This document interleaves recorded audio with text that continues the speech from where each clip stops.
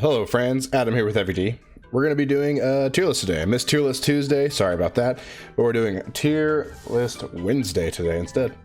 So, as suggested to me in the FET Discord, join that by the way, links in the description, if you want to talk to people about Fire Emblem and stuff. Anyways, we're talking about the Fire Emblem early game archer dudes. A lot of times it's green haired boys, but sometimes we get some other more colorful fun stuff too. So here they are. This is who we're going to be tiering today. If I miss anyone, sorry. Yell at me in the comments. I'd love to be yelled at. It's my favorite thing. And there's some characters that I considered that I'll talk about when I get to that point in the series, right? So, yeah, that's who we're tiering today. Before we get started, though, make sure to subscribe. Help us reach 25,000 subs. It would be much appreciated. We're trying to do it before the end of the year. So please, subscribe. Okay, let's do this. Early game archer boys. My favorite archetype. Am I right, fellas? I don't think I would say my favorite. That's a joke. But I do like a lot of the early game archers more than I think the average player does. So I'm going to try and give them a fair shake. And, you know, I'm trying, and I'm going to be looking at them in like the context of their game and difficulty and all that. But also trying to compare them against each other. It's a little hard to do it that way, but you know, that's what the tier list is for, is to compare things, right? So we're gonna give it a shot. All right, first we have Gordin from Fire Emblem Shadow Dragon and the Blade of Light, the first game in the series, and he just I gotta do it to him.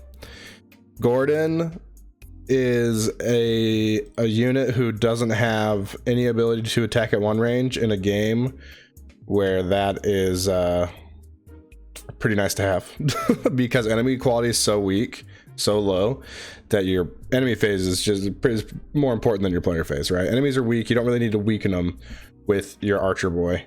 Maybe early game he's a little nice to chip some stuff down so you can have weaker units kill things, but overall he feels pretty lackluster. I don't know. I could be convinced to put him up higher, but I think for now we'll keep him in E. It's kind of the case of like everyone in FE1 is like all the enemies are weak, so you can use just about anyone to be successful, and that makes him not as good overall. But now we have, oh, whoopsies. I forgot to throw Gaiden on here. My bad. Guess I forgot to throw it on here entirely. We'll just skip Gaiden because we'll talk about Echoes later. All right.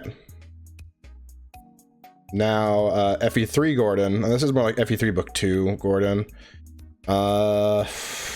Similar issue where not being able to counter at one range is huge, right? And FE3 enemies quality is still low.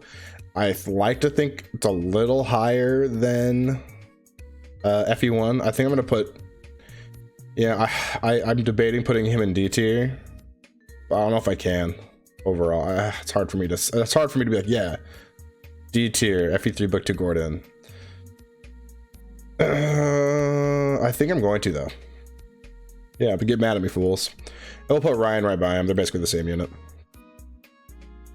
Okay. FE4.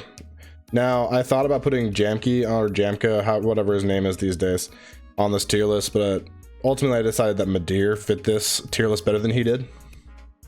Midir has a horse, which kind of sets him apart from the rest of the archers on this list to some degree. But I think Midir with Kanto is actually really awesome. So I'm thinking A or B really. You know, as far as archers go, Midir's pretty sick actually. Like in Midir's game, Genealogy of the Holy War, it's a similar problem where enemy quality is low, and not being able to counter attack at one range is kind of a big deal.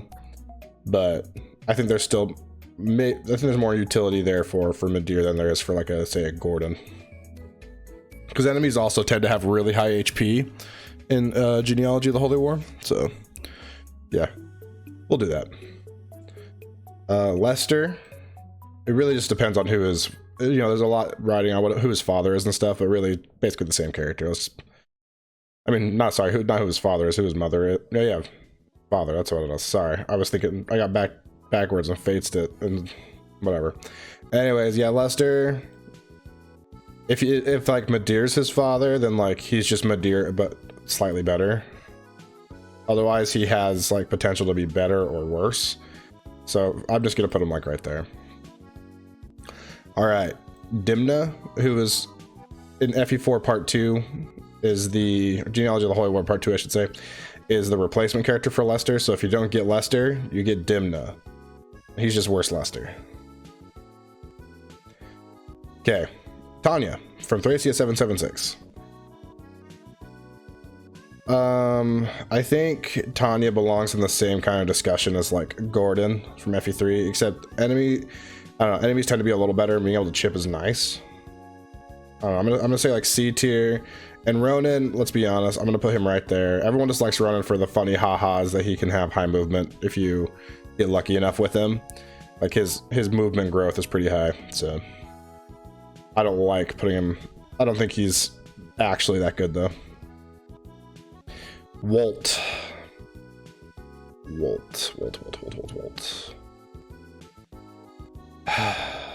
I mean, he joins our, you know, obviously available from turn 1, which is nice. I do like, I mean, he supports Roy, I guess, if you're into that, but like, who cares about Roy's combat until the end of the game? And then at the end of the game, Roy becomes like a god, so he doesn't really need much support or supports. Oh, I think I gotta do it to him. I think I gotta put him down here. Walt's pretty bad. All right, Will and Rebecca. I think these two earn a spot in E tier.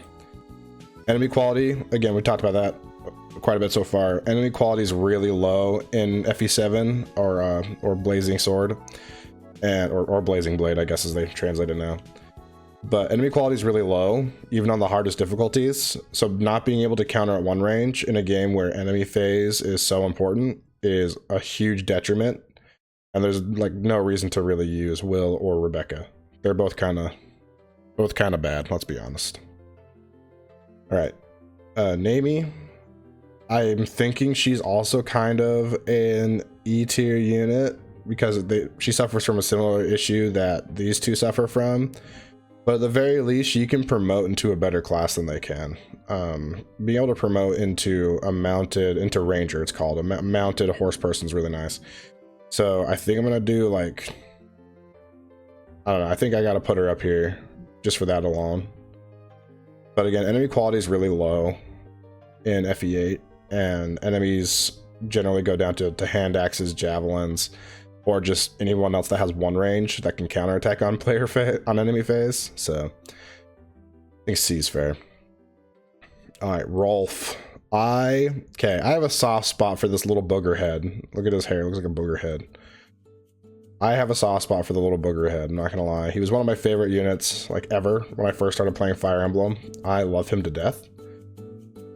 But I do recognize that using him makes the game more difficult than using someone who even joins around a similar, like people that join at a similar time that need less investment and are just better overall, like Marcia, you know, or Jill, who even joins later, Zyhark. So I think he is able to contribute more than the E tier characters and the D tier characters. He's probably like a C tier character, right? But I like him so much. He gets the triangle attack, that's a thing, right? Oh yeah, triangle attack gets him to B tier. I don't care what anyone says, I love him to death. Okay, Leonardo, this might be unpopular. I think Leonardo is actually incredibly good in Radiant Dawn. Is he as good as Har or Titania or Soth or Volug or even like, I don't know, Mia or Zahark or anything like that? No, of course not. That'd be ridiculous to try to argue that. But he has some incredibly cool niche uses as a unit. He gets a personal weapon in Lunasa, his bow that gives him +5 speed, which is really cool. It's also just a really strong bow overall. He also has crossbow access, so if you give him a skill like Beast Foe or Dragon Foe, or is it called Dragon's Foe, or is it called Dragon Bane? I can't remember what it's called, the skill. But anyways, if you give him a skill that makes him effective against like Laguz units, he can really start shredding them pretty hard with a crossbow because of the way that damage calculation works with crossbows. I just think he has a lot going for him and has a lot of utility in the game. I'm tempted to go A tier because as far as archers go, he's pretty sick nasty, dude. He's not A tier in his game, but as an archer, he might be A tier. I'm gonna put him there for now. People might yell at me in the comments, but I don't care. All right. Shadow Dragon Gordin. I mean, he can reclass, so that's cool. Makes him better automatically, I think. And then on hard 5, having an archer is really good, so I don't know. If we're considering hard 5, archers are actually a lot better there. I'll put him in B. Because reclassing is really powerful, and then being able to contribute on the hardest difficulty is nice. All right, Lunatic Reverse archers. I've only played FE12 on Lunatic Reverse, I'll be honest. So I don't have much experience on lower difficulties with FE12. So he probably doesn't, the lower difficulties you probably don't really need Archer Chip, but Archer Chip is really, really powerful. And you can even have him change, again, you can reclass and stuff in FE12 as well, pretty freely, especially if you have the open reclassing available. But, and then like he has the utility of like, you can go Hunter if he needs a little more speed or something. Sniper's an actually really pretty solid class. Mostly for its weapon rank though, because it's a base C bow rank and sniper, so putting someone else in the sniper is nice, but like, I guess Gordin should have a higher weapon rank by the time he's promoted. But I think Gordin and Ryan, just because Lunatic Reverse is so freaking ridiculous, in that being able to attack without receiving a counter is kind of like meta defining in that game. And these two can do that from turn 1, so I really like that about Gordin and Ryan, and pretty much every archer in New Mystery of the Emblem. All right, Virion. I'm gonna be honest, I don't remember Virion's reclassing and his class sets and all that and skills he can get. I'm just going to assume he's good compared to other archers. Put him like there. All right, Niles. Bows are good in Fates. I think it's pretty fair to be like, yeah, Niles might be our first S tier archer. But I think he has capture too, and like thief utility. As far as our early game archers go, he might be the best because he has all this other extra stuff, right? Huh. So again, in his own game, he's not S. But compared to all these other archers, he might be S.